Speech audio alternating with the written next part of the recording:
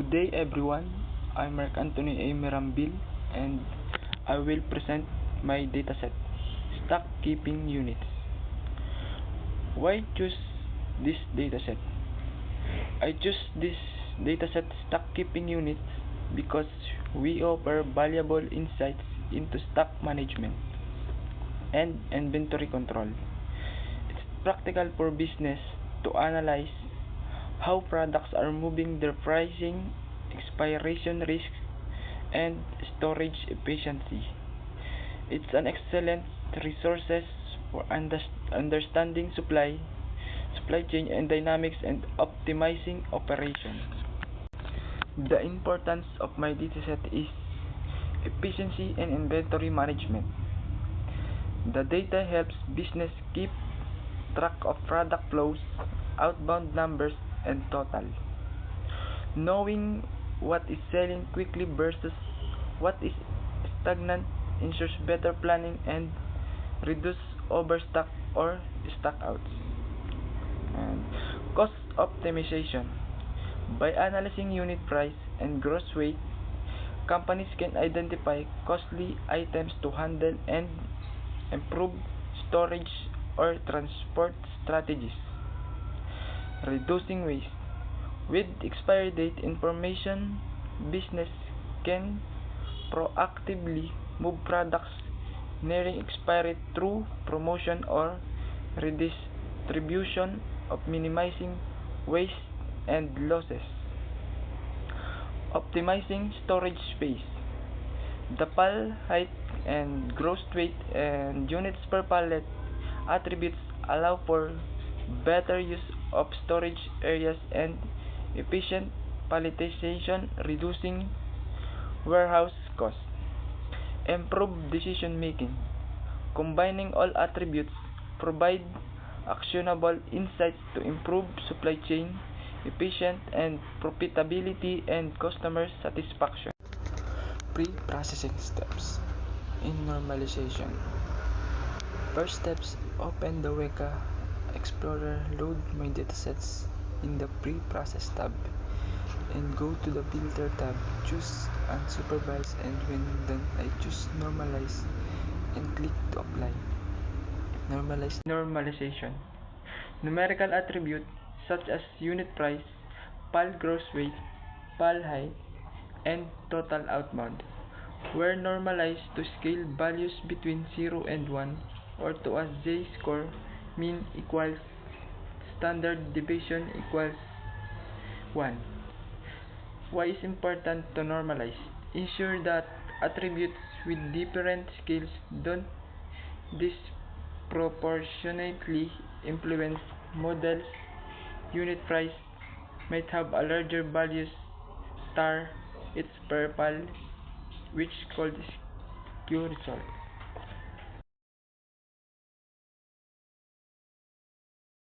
Go to the Pre-process tab and go to the Filter tab. Choose Unsupervised, and when done, I choose Nominal to Binary and select all attributes and click Apply Conversion the dataset. Conversion in stock keeping units. Converted expiry date to a standard date format or calculated days to expiry for better analysis. Ensure numerical attributes like unit price and outbound number were stored as float or integer data types. It's important because consistent data types prevent errors during calculation and allow for efficient processing.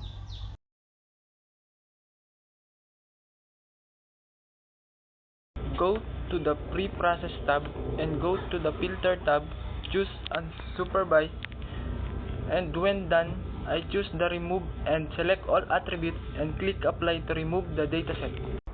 Attribute in removing fields. Name ID, type numeric, missing 0%. This indicates that there are no missing values in the ID column. Distinct 2279. This means there are 2207 unique values in the ID column, implying that each instance row in the dataset has distinct ID. Unit 2279. This confirms that all values in the ID column are unique, further emphasizing its role as a unique identifier. Minimum is 1. The smallest ID value in the dataset is 1. Maximum is 200 to 279. The largest ID values is 2279. Mean is 1140. The average ID value is 1140. Steady div is 658.035. The standard deviation of the ID values is 658.035, indicating the spread of the values around the mean. The information presented suggests that the ID attribute is numerical fields that uniquely identifies each instance in the dataset. The visualization shows us the ID values are evenly distributed across the range from 1 to 2279. This is expected behavior for an ID fields, as each instance should have a distinct identifier. Why it's important to pre-processing and removing fields? Because missing data can cause inaccurate analysis or model errors. Handling them ensures the dataset remains usable. Removing irrelevant fields reduces noise and speeds up processing without losing critical insights. Go to the Pre-Process tab and go to the Filter tab. Choose Unsupervised, and when done, I choose Discretize and select all attributes.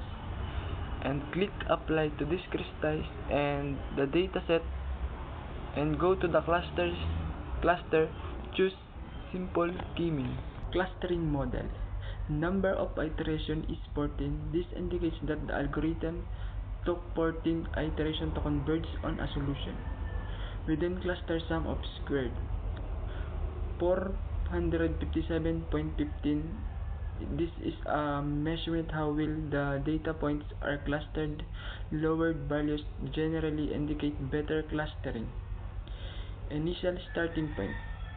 Cluster 0 is 1552 and 15.736, 365 and 209, 355, 209.1 and 0.84, 21 these are the initial centroids representative points for cluster 0.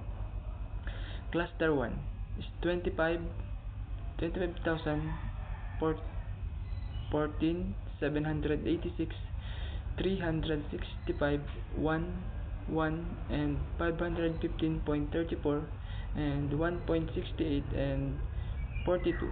These are the initial centroids for cluster 1.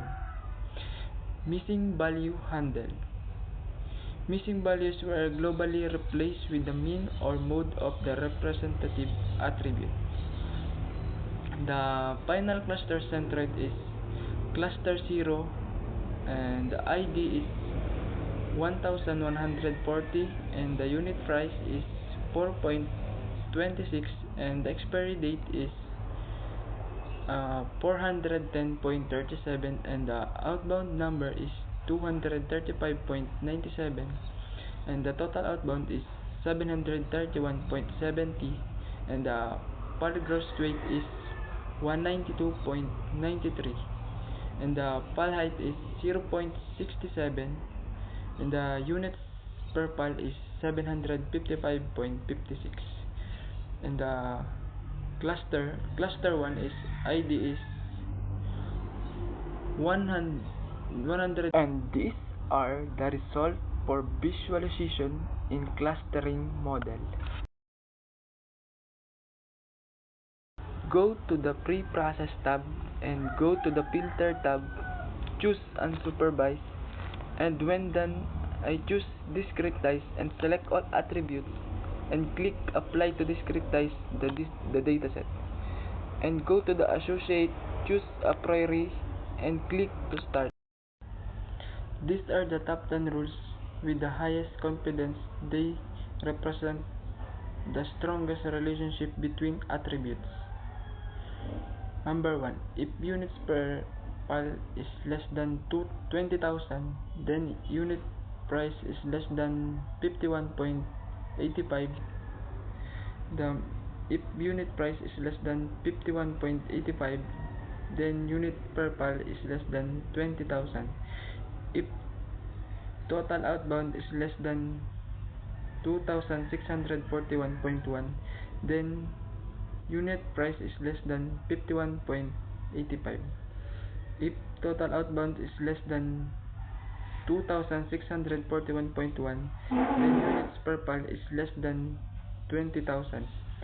If total outbound is less than 2,641.1 and units per pal is less than 20,000, then unit price is less than 51.85. If unit price is less than 51.85 and total outbound is less than 2,641.1, then units per pal is less than 20,000. If total outbound is less than 2,641.1 and unit price is less than 51.85, then units per pal is less than 20,000.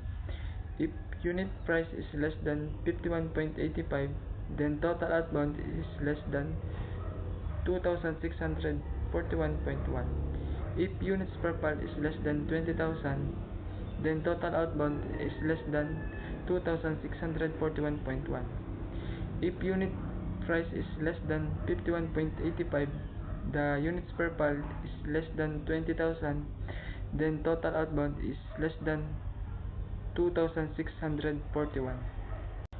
These are the top 3 rules that appear most frequently in the data. They might be the most common patterns in my dataset. Rule number 1. Units per pal is equal to 20,000. Unit price is equal to 51.85. Rule number 2. Unit price is equal to 51.85. Units per pal is equals to 20,000. Rule number 3. Total outbound is 2,641.11. Unit price is equals to 51.85. This is the confidence top 3 rules. These rules have the highest confidence. They represent the strongest relationship between attributes. Rule number 1. Units per pal is 20,000. Unit price is 51.85. Rule number 2. Unit price is equal to 51.85. Units per pal is equal to 20,000. Rule number 3. Total outbound is equal to 2,641.11. Unit price is equal to 51.85. Interpretation. Rules 1 and 2. There is a strong correlation between the number of units per pallet and the unit price. When the number of units per pallet is low, the unit price tends to be lower as well. Rule number 3. There is a strong relationship between the total outbound quantity and the unit price. When the total outbound quantity is low, the unit price tends to be lower. My recommendation for the dataset owner is the data quality assurance. Ensure data accuracy and consistency by implementing regular data cleaning and validation processes. Enrich the dataset.